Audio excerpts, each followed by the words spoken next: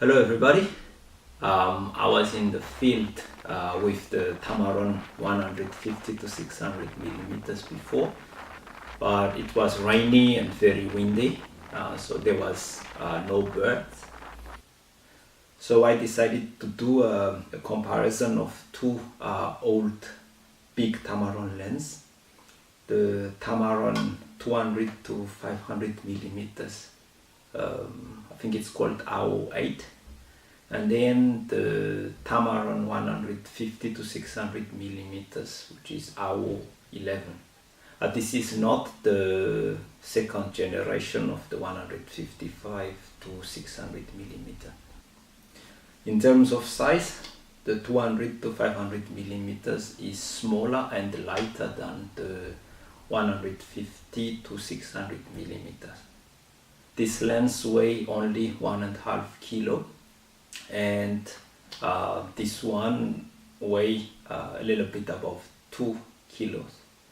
And talking about the size, I had an interesting encounter yesterday because the police stopped me on the way home, and they said that there was somebody who called them because it seems like there is someone with a big gun roaming around.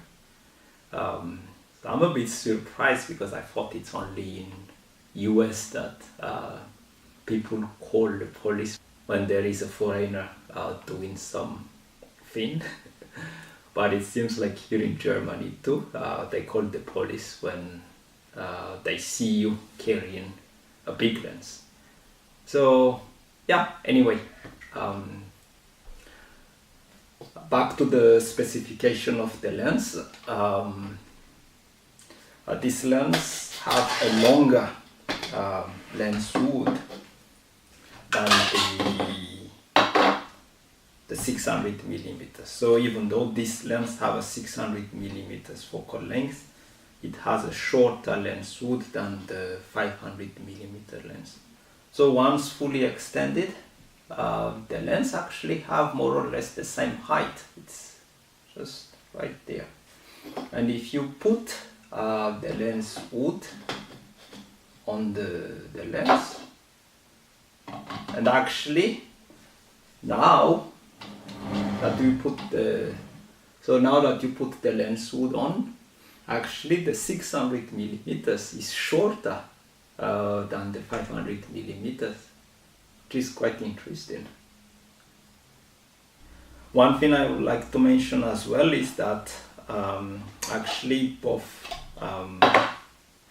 lenses have a zoom lock. So for the 600mm, you can lock it at 150mm when you carry it, so it will not gonna creep up, so it's not gonna extend accidentally when you are carrying the lens. And more stable like this, I'm gonna leave it like this. And for the 200-500mm, there is actually a zoom lock as well at 200mm, so it's not gonna creep. The size, you can see that the 600mm is much bigger than the 500mm, which is understandable given the focal length coverage of each of the lens. This lens also doesn't have a focusing motor, so actually you need a high-end Nikon DSLR camera in order to autofocus with this lens. This one, on the other hand, has an ultrasonic silent drive, so it allows this lens to focus on any Nikon DSLR camera. And also I noticed that it focuses faster than the old 500mm. In addition, this old 500mm does not have a vibration control, so you will have to shoot at a quite high shutter speed all the time. Therefore, I was obliged to use a high ISO, which did not help with the quality of the image. First experience with the 200 to 500 millimeters was not that great. First of all, it was my very first big lens, so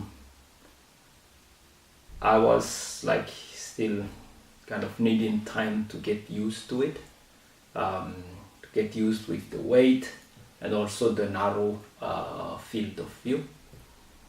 But also the lens was back focusing, so actually all of the image that I took on the first day was unusable.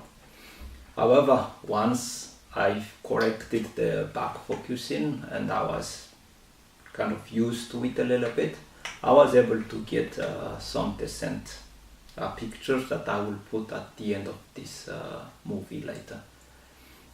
On the other hand, apart from the fact that this lens is heavier and it makes people call the cops on you, it is actually a big step forward compared to the 500 millimeters. It gives you more reach.